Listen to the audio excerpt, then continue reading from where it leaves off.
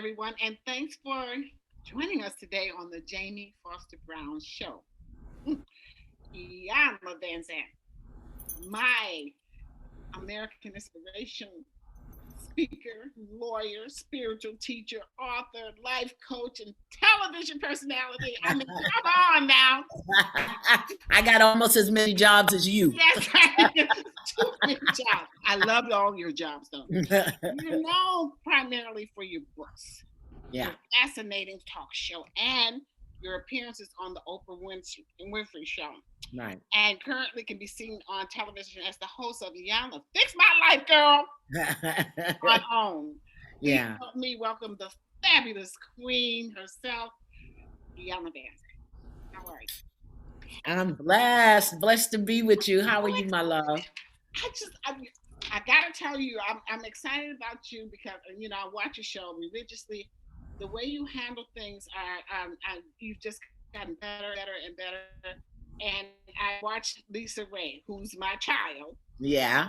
Okay, and that was really good for what you brought out of there. I had not talked to mommy. I'd seen mommy, I think, but this was so beautiful what you were able to accomplish with them.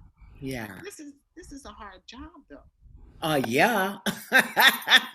No, It's a hard job, and you see 42 minutes of 2, 3, sometimes 4 days, and you see 42 minutes. So it's a lot of work, but when the guests are willing, we can get a lot done to demonstrate to the world. And she was willing, but mom is OG. So I know about the father. She used to tell me about the father, how she would be in the back of the car. She would listen to him while he was doing all of his dealings and everything. She loved her father to death.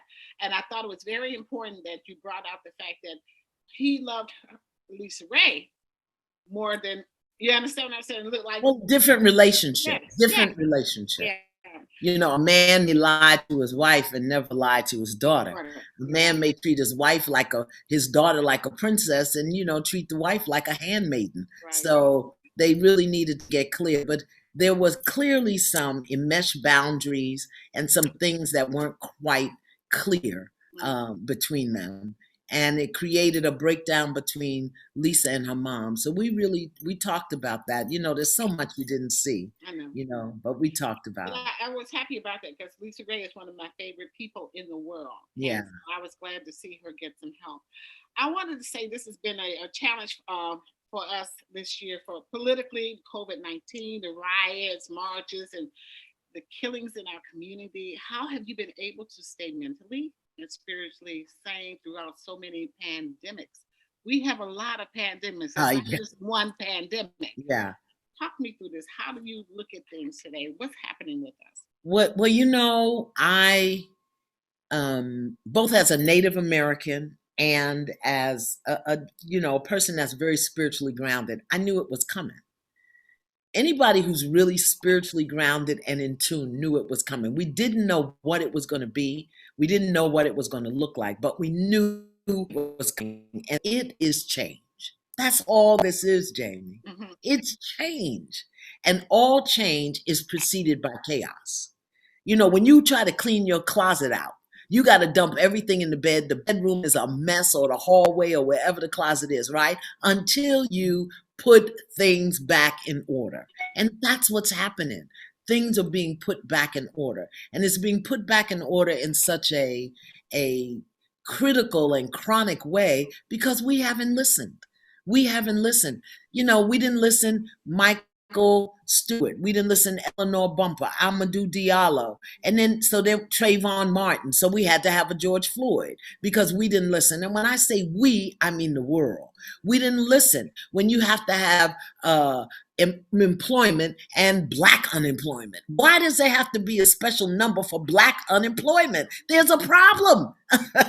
It's not that we're getting jobs. It's that how far we are behind in having the jobs. You didn't listen to the meanness and the venom and the ugliness that goes out over the internet. Okay, let me send you a pandemic. We didn't listen to, the breakdowns that were coming in our families and our communities, the killings, the domestic violence, the child abuse. We didn't listen. So now go home. Go home and sit your butt down.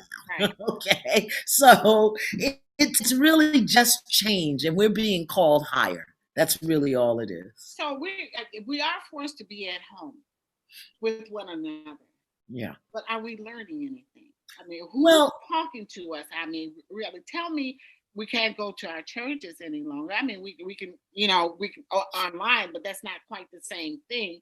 How are we going to? What, when you look at what's happening around us, I think about how can we change our language towards one another. How can if you're mad at me, Iyanla, tell me how would you tell me that you're mad at me so that I don't feel like that I don't get antagonistic, that I don't challenge you, but that I listen.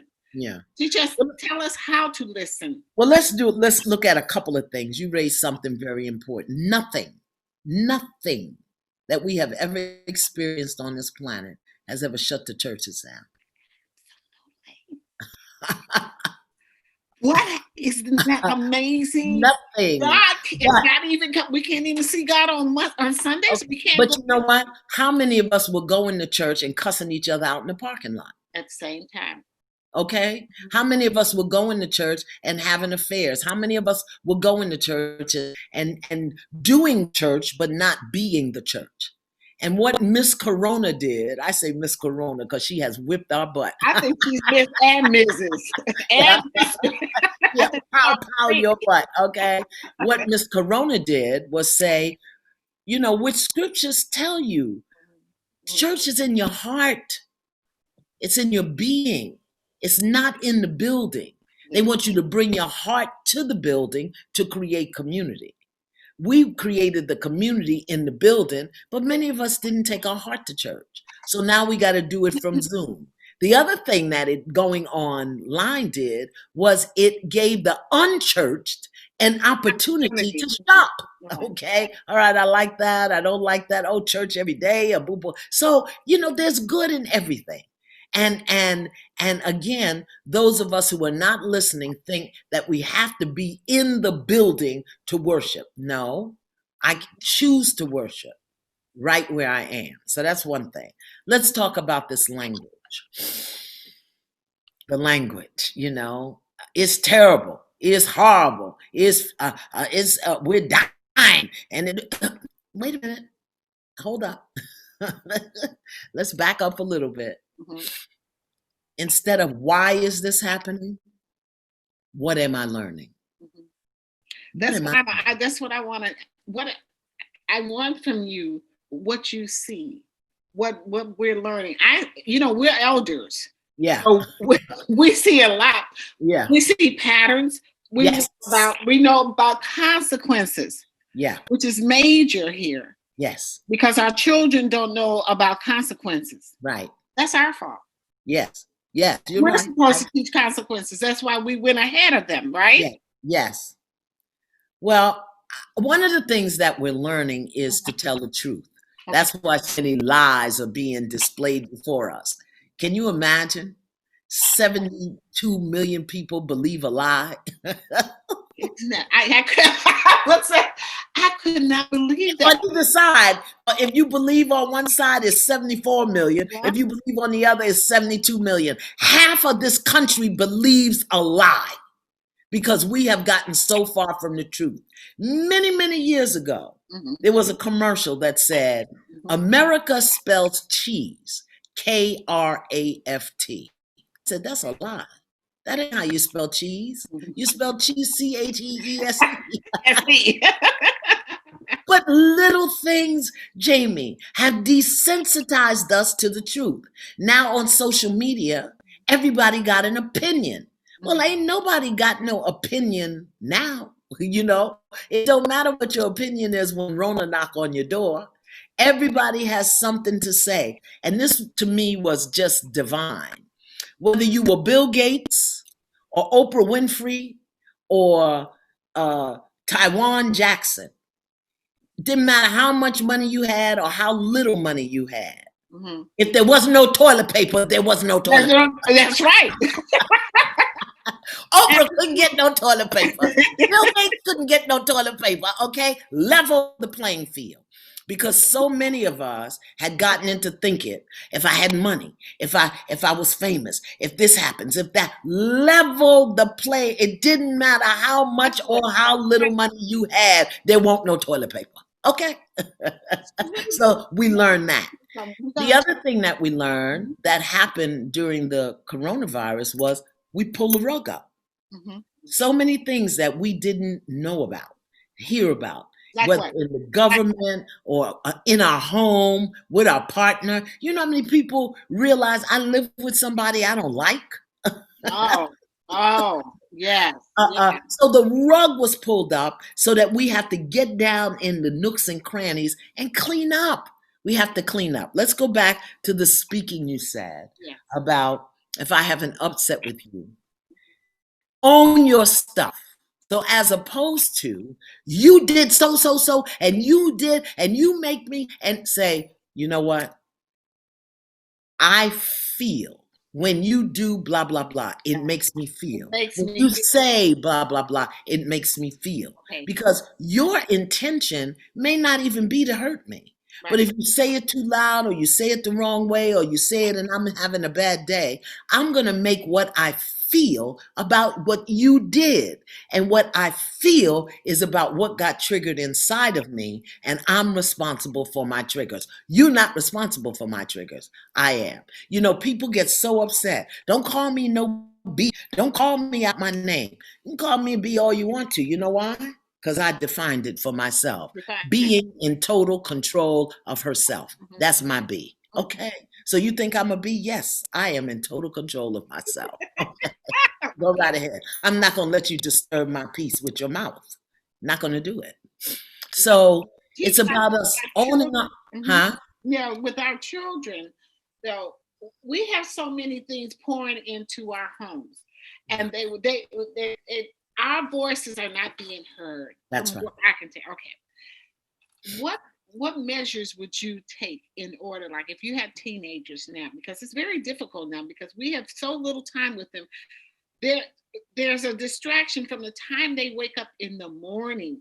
They're getting notifications and people coming in Facebook. I get irritated with that. It's like, can I have a damn cup of coffee without you coming into my computer? So we have to train ourselves. I'm asking, or our children, how to take time for self, to see who we are. We never have time to do that, right? Yeah. Or do you see that? Or Well, you know what? Mhm. I learned a very powerful um, trick, Mhm. and I can do it when I'm not in production, Okay. and when I'm home. I don't turn my ringer on till noon. Okay. I All just right. don't. Whatever's going on is going to have to go on without me. Okay. When I'm in production, I can't do that. But Sunday, Saturday, on my day off, I don't turn my ringer on till noon. I fired my grandson yesterday. My grandson is 15 years old. Okay. He works for me. Mhm. Okay. And I guess he thought that because I'm yay yay, that he could just run his whatever and it was going to be okay. But I have cameras in my business. And so I searched the cameras. And I saw him go out and come in. I saw him go to the store and come back with soda. I saw him, every hour he's out and back, gone 20 minutes. And the assignment I gave him 2 weeks ago still ain't done. So I text him.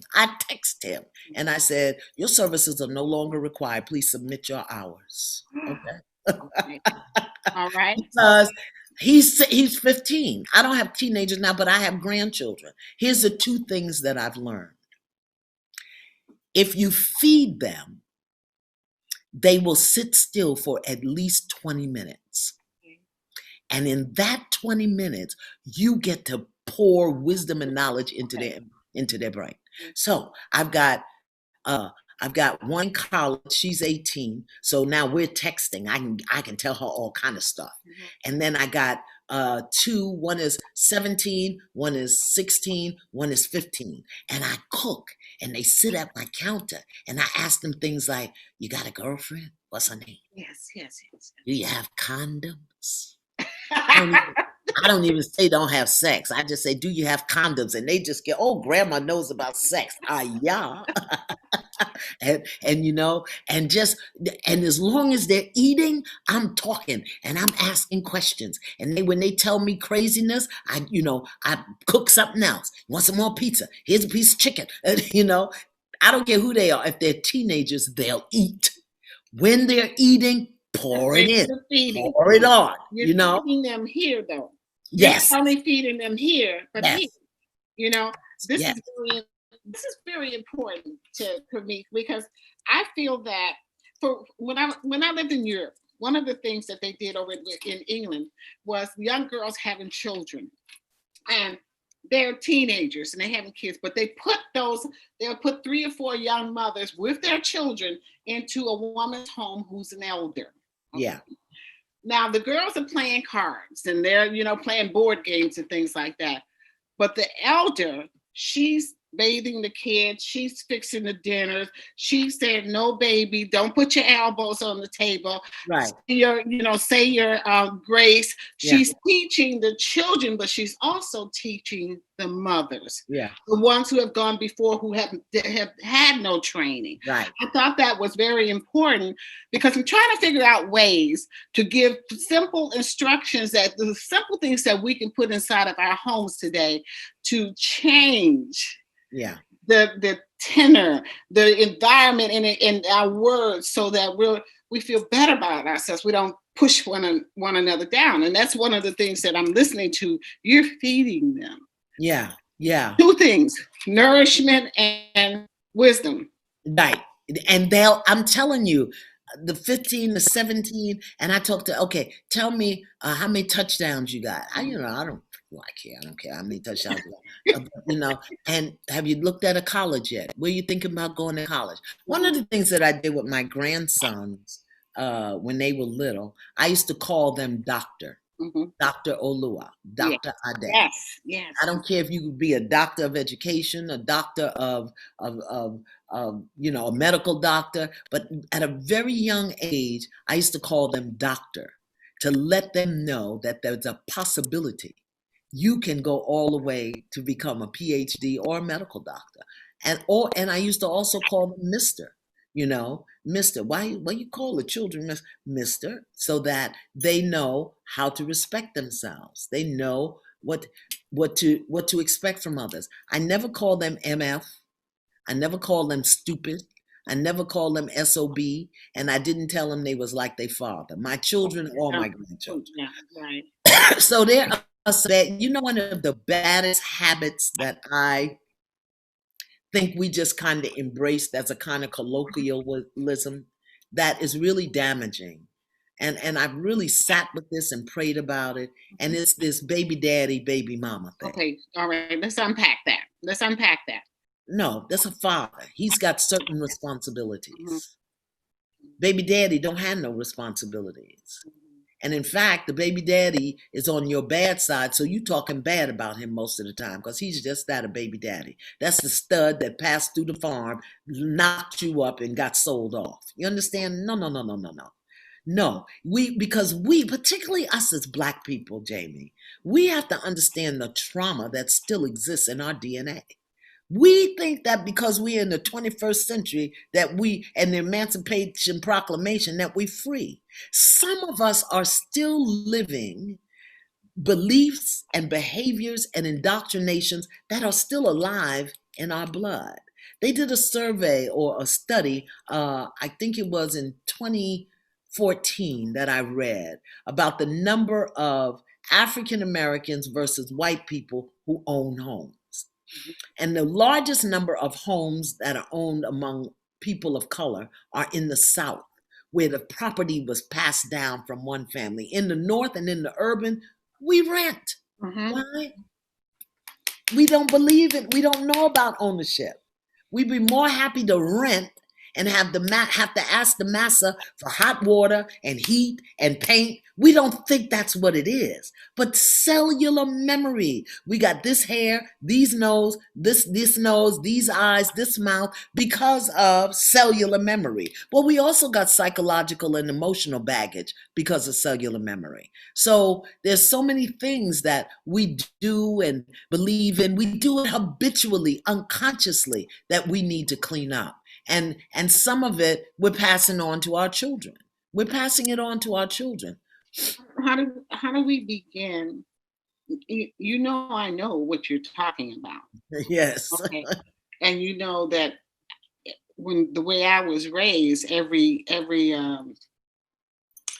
Sunday we had to sit on that sofa with my parents sitting across from us and teaching us about life and teaching us about saving and teaching young girls about keeping your legs closed. What happens when you have sex early, and the penalties that can occur from that. I don't know if that's being our whole society promotes that today. Can you just tell me about that a little bit? What happened? Listen, I recently had a conversation with one of my Native American elders, and she was teaching me about things to teach. And this is what she said to me. I almost fell off the chair. Okay. She said, the women today, their hearts are closed. Okay. Mm-hmm. Their hearts are closed because of the hardships. Their hearts are closed because of bad teaching. Their hearts are closed because they've had to spend so much time acting like men because they have failed to hold the men responsible. This is an elder. She's up in the 90s, okay? And she said to me, teach the women, this is what she said, Jamie, teach the women how to open their hearts, but tell them to close their legs.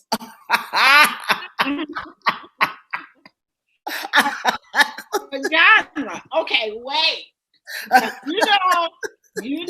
programmed DEP. Yeah. Yeah, I was the program. Okay. So I see all this coming. I'm comparing the white videos with the black videos. The white videos, the guys got the women looking pretty and the pretty hair and all like that. They're on the beach. Okay, right. The black videos, they're in the swimming pool, they're jiggling, their asses are out and all. You understand? Okay, and our men, we sold that to our children. Yeah. There was I ran across a piece of film the other day where Busy Bone, I think it was Busy Bone, was speaking to a young on radio about how the white men came to them, they're rappers, this is Bone Thugs and Harmony. Yeah. They came to them and said, listen. I know who Bone Thugs and Harmony is. I didn't know if you know who Busy Bone was. Okay. They came and told them that they wanted them to do more of the gangster rap because it was creating more conflict, drugs in our community, tearing down our women, and they can get more prisons. They had 500 prisons. These are white businessmen. They had 500 prisons at that time. Yeah. Now they have 1,700 prisons. So it was designed to put our children, our men, into prison. Okay? Third grade starts in the third grade. The prison, right. the school to prison pipeline, right. and whatever you think or don't think, the Reverend Jesse Jackson has been tried to tell us, but we didn't listen. He was telling us for years and years and years about the prison industrial complex and the work that's being done. It starts, Jamie, in the third grade, and we put our children on these devices. It's so challenging for boys because what it does is it teaches them, boys are less emotional anyway, right. But it teaches them to isolate. Yes, that's and right. It teaches them not to develop creative expression. They're on the devices and they're seeing the light waves and the sound waves in the games and stuff. The girls are looking at videos or looking for makeup or whatever, but those devices for everybody, 3-year-old, 5-year-olds, they're on devices. We've got to come off of these devices. There's a PBS special. You can see it on YouTube. Okay. You can see it on YouTube. There's one on Facebook. There's one on Amazon. You need to watch it. We need to watch it. It's called Because, what? What is it called? well, Amazon, it talks about, not for Amazon, Facebook. It Okay. talks about the algorithms and how they program you and how they, not it's about Facebook, but it's about the internet in general. Okay. How they use algorithms and your keystrokes and the sites you visit to program you and what they're doing and how much time on the screen and what it does, and it scared me to death. Well, I understand what you're saying, and how do we fight that? Because this is our, that's like telling. Get a book. It's called a book. BOOK. Okay.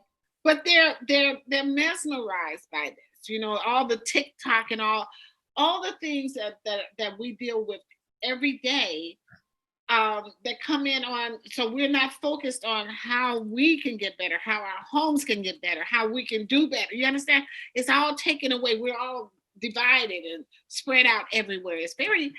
That's why I'm trying to figure out things that we can share with the average homemaker, that mom who's trying to get dinner on the table, and Well, here's something real simple. mhm. For every 30 minutes you read a book, you get 15 minutes online. How about that? Okay, so How that's about what we a should. hard paper book, not a Kindle? Every 15 minutes, every 30 minutes you spend reading a book, you get 15 minutes online. Why not a Kindle? Though, why are you saying that? Why? Well, let me not say Kindle. No, I'm just asking that because Why? Because I don't like all them light beams going in my brain. in your brain. Okay. Okay. Now, if the light beams are attached to words, maybe it's okay. And I'm saying that, and I got 3 of them because people give them to me. Right. I got all of them. I got the old one, the new one. I got the one you can write in, the one but, and I think, Jamie, don't you remember your mama paying $4, $5, $6 a month for your Britannica encyclopedia? Yes. We have this. You had the whole set, and that man came every month to collect that money. Young people don't know what a book is. But how would, I mean, we've gone so far away from that. What can we do? I mean, are you saying that even though we have the computer and we have all these bells and whistles, we still should ask our children to sit down and read a chapter? Yes, That's absolutely. what you're telling me. Absolutely. Okay. My great-grandson is 3 years old, and I signed him up for the book club. Every month, he gets 2 books. And as he gets old, they'll change. So now his book is C. Jack and People of Color. You know what? You've done so much. Iyanla, let me ask you something. You've had to deal with a lot of. I watch emotionally. I'm talking about you now in your show. These people get violent with you sometimes, and we don't know what to expect. Sometimes I'm nervous for you, of course. Because I'm like, they better not hit her. I mean, I don't. The Chicago will come out in me. But you deal with a lot of people who have a lot of pain, honey. Yeah. And to be able to, first of all, I think that the visually is just beautiful. I love looking at the settings. You put so much into it to make people feel good about watching you and being there. The colors and all the props and things. There's thinking, there's caring. I want to help you. That's going into all of that. That messaging is coming through constantly. I'm like, look at her. She done put this together, and she's got a feather over here and a fan over there. I said, well, it's brilliant. It's just absolutely brilliant. But sometimes people get very, very hostile. Yeah. How do you handle that? What do you feel? Well, this is what people don't know. Okay. I have, first of all, my entire camera crew is Black men. Mm-hmm. Okay. Mm-hmm. Including my son. So they may feel froggish, but they don't leap. Number 2, every show, Jamie, I have 2 prayer warriors in the room with me. And that's what they're doing. They're praying. That's Mhm. why I don't get afraid. That's why I don't run. That's why I can sit there. Because if the prayer warriors don't stop them, the cameramen will. Okay. Y'all will see them cameras go flying. Right. And we do have security, but my security is not gunned. And, Doc is like one of us. And Doc will show up and I'll either raise my hand or put my hand down. If he has to step in, he'll always check with me how far to go because Doc is a male. And I don't uh, encourage that male energy advancing toward a female. I'm never afraid because, like I said, I got it on prayer lockdown and I've got 5, 6 cameramen, all black men who call me Mama V. So feel leap if you want to. Okay. So So, but you, we don't even have that consciousness. I know what fear looks like. yeah, yeah. Fear wears so many hats. Mhm. And when you go into somebody's space and you begin to dismantle their excuses and their defenses and their hustle and their racket and the things that have kept them safe. And what I do is step into their space and I start pulling that down, pull it down. They're exposed and they're frightened. They're not Yes, angry. They're yes, yes, frightened. And yes. I'm not afraid of fear. Mhm. Really, I'm not. So that's what it is. And I started telling people early, because it used to, oh my God, I didn't know what was going to happen. But I tell them, there's going to come a moment when you don't like me. Mhm. Yes, That's yes. okay. That's okay. That's okay. Because I'm fighting for your life and I'm going to So win. do you get them to come back? I'd be interested to know how many of them that you made a difference with, and that thank you, and that I know some of them may walk away and just say the hell with that or whatever. I'm just assuming because somehow some are not Well, like here's the thing, Jamie, and I say this, they don't play it anymore. I say it every guest, every show. My fix is to interrupt your pattern. right, I right. have to stop you, show you what you're doing, how you're doing it. Hmm, hmm. Let's uncover why you're doing it, and then I'm going to give you something else to do. Do That's the right, fix. right. But the doing part comes when you go home. That's right, It don't come here. right. So a lot of times I think the guests will go and they'll keep it up for a while and then they may fall back into their own pattern. But we've had a lot of success, a I lot. can imagine. A I lot. can And imagine. even the people that fall back into their old wicked ways, they recognize, okay, I'm in my wicked ways. I'm not doing what you told me to do. They leave with homework, they leave with books, they leave with support. So they've got to do the work. Is And I've there always said that, do the work. is there any interview that you wish you hadn't done? No. Mm-mm. Okay. There's no interview that I wish I hadn't done. The one interview that I wish I had been obedient to spirit, was DMX. I knew that. Because spirit told me what to do, Mhm. and I didn't do it because of the production process. That's the only reason. Right, What right. spirit told me to do for him, they didn't understand, and we were new and they didn't think the audience would be. I could do basically anything now. I could probably have somebody flying on a cape and a broom. But back then they were like, oh, I've done stuff people have never seen. Right. But when we were young, season 2, they weren't willing to take that chance. Yeah. And so I compromised and didn't do what spirit told me to do Would for. you try to do it again now? No. Mm-mm. Why not? You wouldn't revisit them? With him, because he crossed a boundary with me Mhm. that I'm just not willing to renegotiate. He crossed a boundary with me. And so, and what I also realized was the show, had I done what I was supposed to do, maybe it would have been different. But the show, the way it was done, was really for his son. It was His the son. time. Yeah, I know. You're absolutely right. So I Mhm. would not go back to do that. And like I said, he crossed a boundary with me that I'm not willing to renegotiate. He still needs you. You know, No, he doesn't. He needs God. I'm that's true just one too. vessel. He needs clarity. He needs to make some choices. And I hear that he's doing really well. I don't know if that's true or not. But, I wish him well. I don't have any upset. But, Hey, it's like, listen, I'm a young girl. I'm coming into, my sexuality now. And I'm cute. And I'm like 15 years old, and boys are looking at me. What kind of advice do you give me?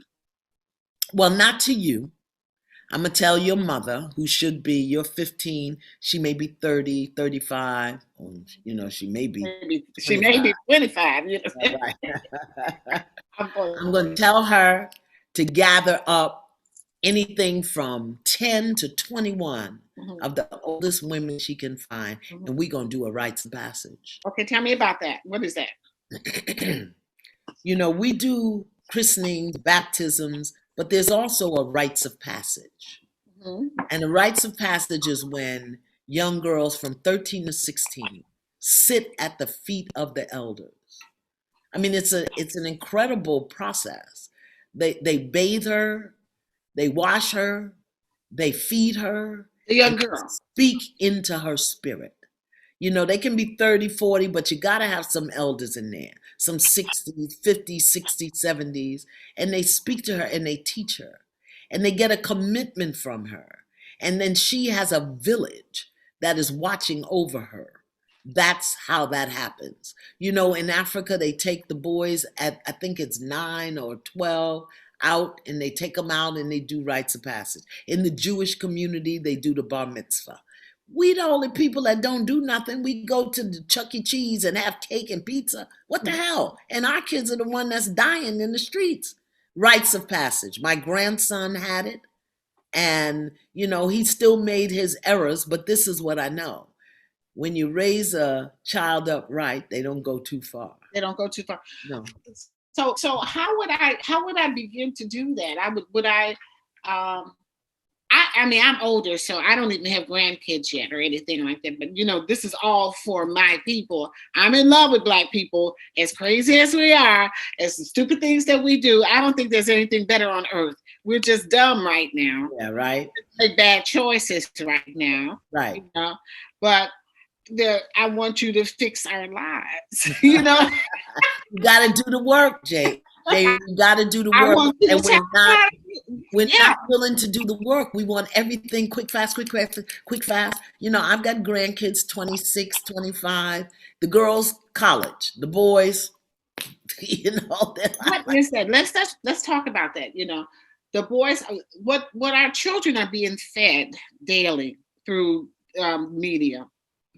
It's Yeah. not helping us. It's about dancing, gyrating, getting girls pregnant. What about giving up our bodies? I mean, nobody is saying you should not have sex. I don't hear it. I mean, our music fosters that, that the girl gives up sex, the boy takes it, and then he leaves. And I mean, who's Baby mama, baby daddy. We've made that? it acceptable. Right, And then right. the other thing that we made acceptable, not as bad as. Well, at least I ain't as bad as. At least I didn't do what. At least I'm not as bad as some. We've made that acceptable too.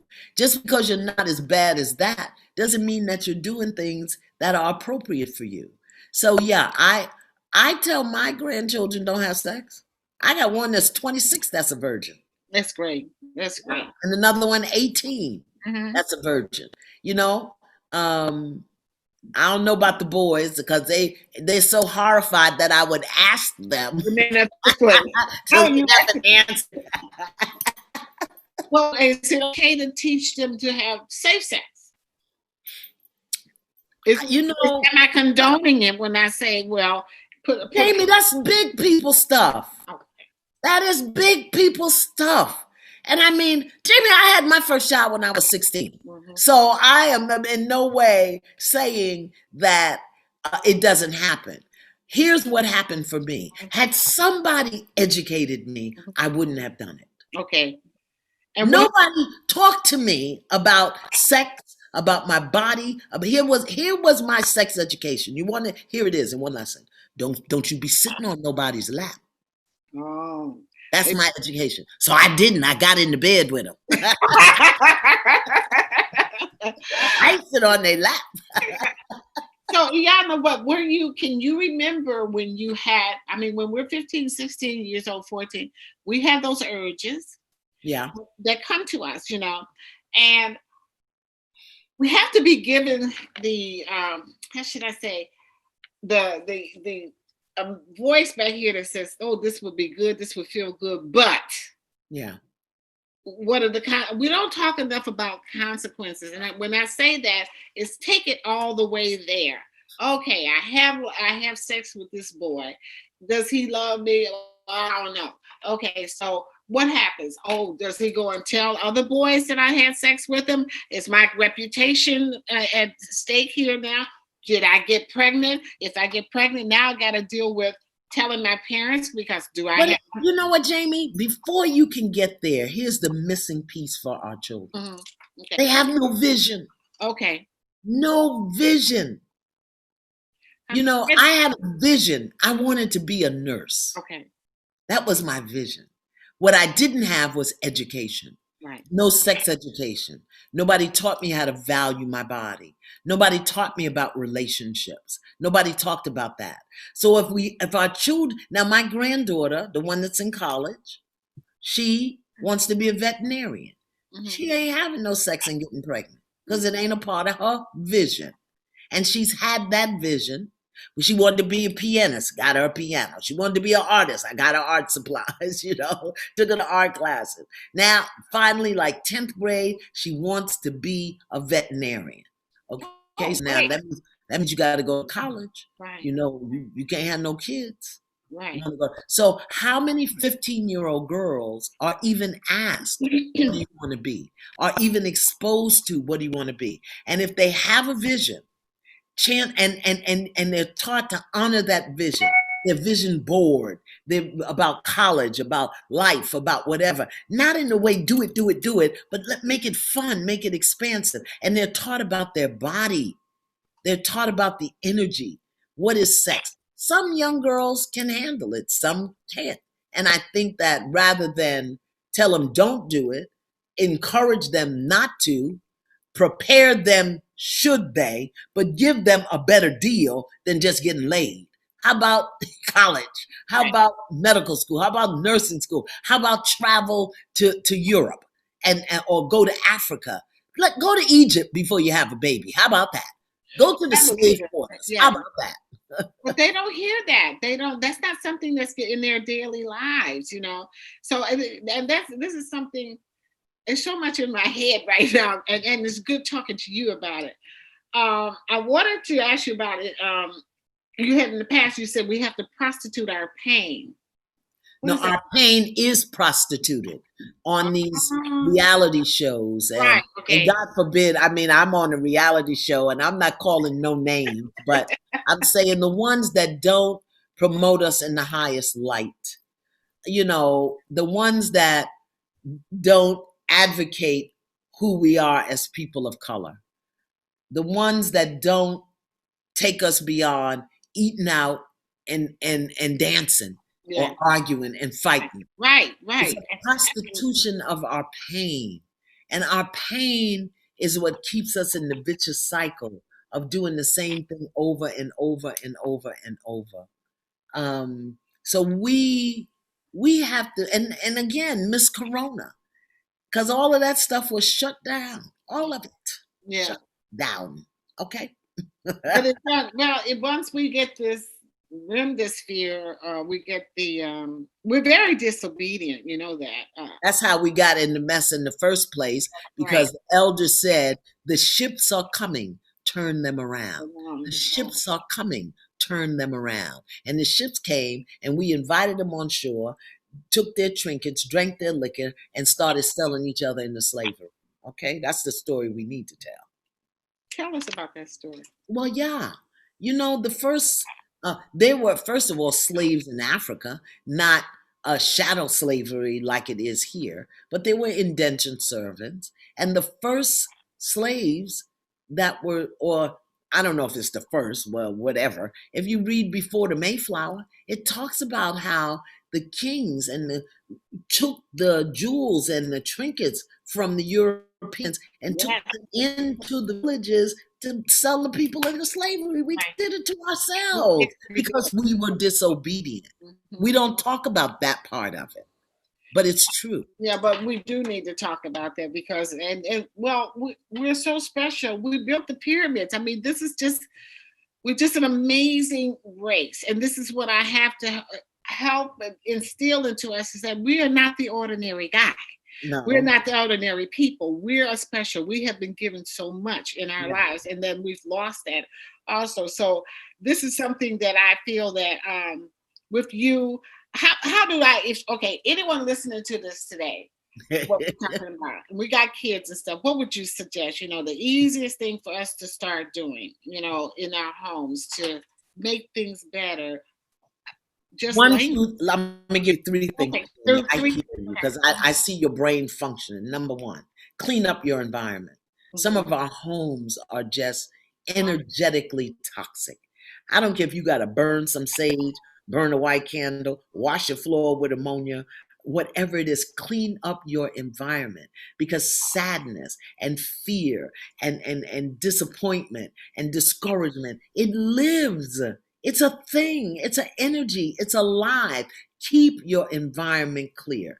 Number two, I think every family should have a weekly, if not a daily, spiritual practice okay. that they do together. It Give could me be an a book example of that it, you yeah. read. Okay. Huh? A book to read? Go It could ahead. be a book that you read. It could be prayer. It could be affirmations. It could be sitting silently together. You gotta have individuals need a spiritual practice, but definitely people, families, we need a spiritual practice because the material is taking us down. Mhm. The ethereal, the worldly, is taking us down. My great grandson is 3.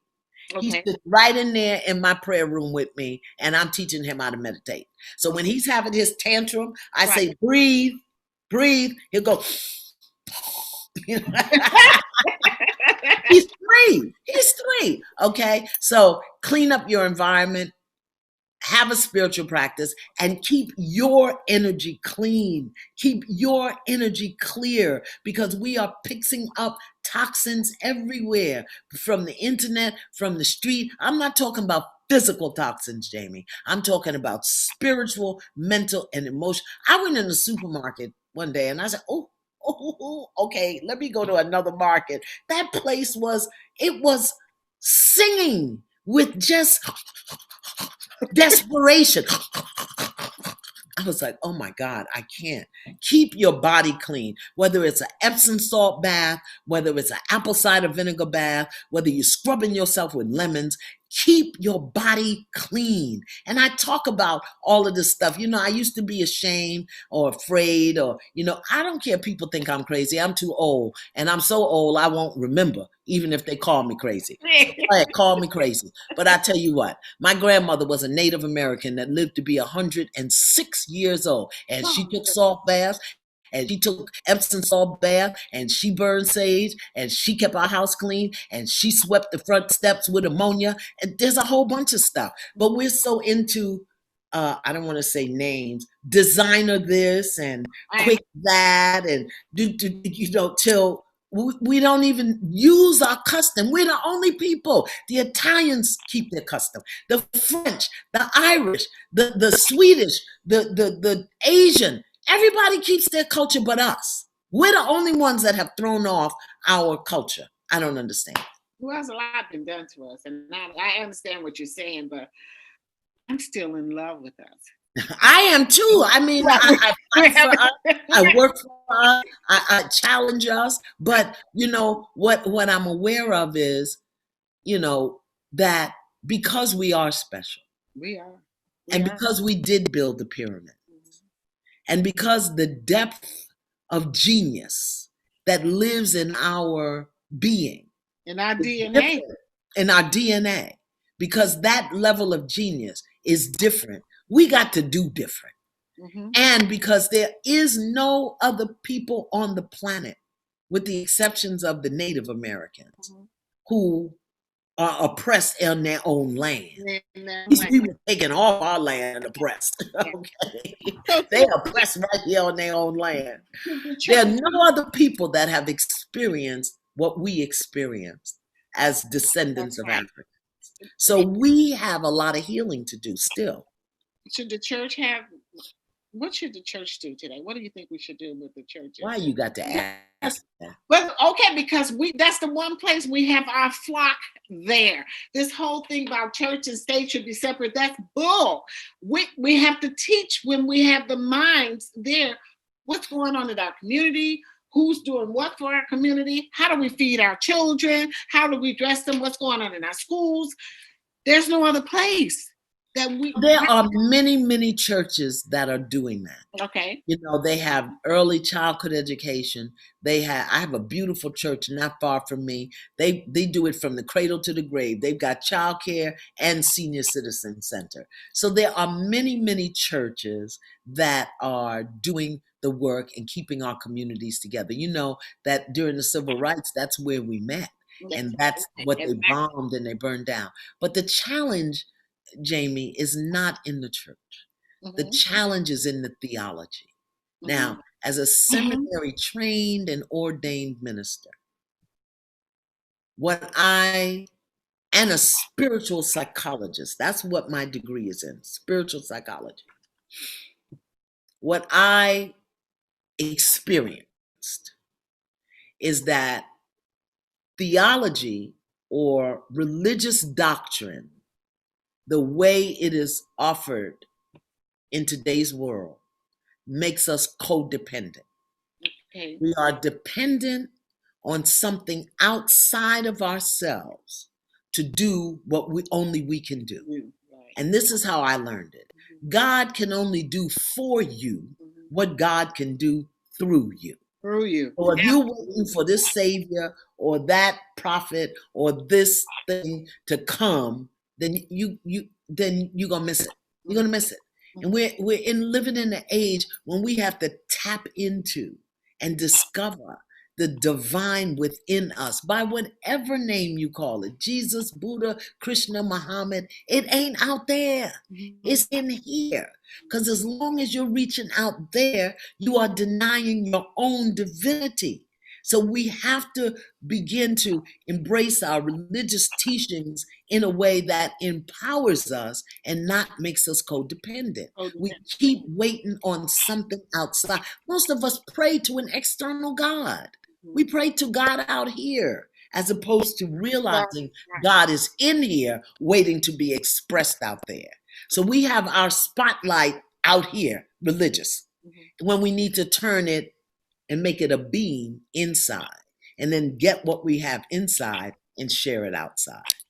Your final words on healing, Missy. Do the work. Yeah, do the work. Do the work. I listen to you. I enjoy you so much. I have a lot of wisdom, but still I get wisdom from you. From you. So I need you, and I thank you so much for sharing what you have learned with us, and you have courage. I love the courage that you have, the courage to speak, to act, bow down. We need that courage because we're confronted with the devil every day at gone day. Okay. My name is Iyanla. Iyanla means great mother. And the mother is the teacher. The mother nurtures, the mother nourishes, the mother beautifies. So the last 30 years of my life have really been about living into the nature of my name, So I want to share, give, because I want people, just like mother, she's glad when you go off to college so she can have the house to herself. I want everybody to learn it and get it and go off and do something and leave me alone, okay? So last thing, how's Oprah? How's she doing? She's really good. She's good. She, she does everything on Zoom, like the rest of us. I want to just say this one thing, Jamie. Let me say this to whoever's listening. whenever you see our artists, our singers, our actors, and whenever you see them doing anything, please support it. Because the theater industry, the movie industry, even television has basically been decimated. Every artist ain't at the level of Beyonce and Jay-Z. They can't do concerts, the comedian. I'm getting ready to do Chris Thomas right now, right after you. I'm going Oh, okay. to So I just want us to keep our eyes peeled for when, whoever your artist is, a Lettucey, a India, a Jill, Anthony Hamilton, if they're doing these things online and you can support them. But don't also remember about the drummers and the bassist and the sax player, the musicians. Their industry has been decimated. So what we give, we receive. So let us support our artists, please, please. I welcome you to come back anytime. Teach me. You see anything that I may say or do that is crazy, let me know. Never crazy. I love you so dearly. Deep bow. And thank you for spending time with me and giving us the wisdom that you have. I look at you. First of all, you look beautiful. Thank you. You really look beautiful. Thank you. I like that. I got half modern and half culture. I see it. And so, when I get back, I hope to come home soon, and maybe I can stop by the house, in that area where I am now. So where you are. Okay. I'm in New York. I'm in New York now. I'm in Okay, you're welcome anytime. You have a eternal invitation. Okay, wait till let's get in there and dance, baby, because I know you can dance. And eat. Who's cooking? I'll cook. I'll be there. I love you. Love you back. Thank you. Tell Oprah I miss her. I love her too. Okay. All right. Love Bye-bye. you.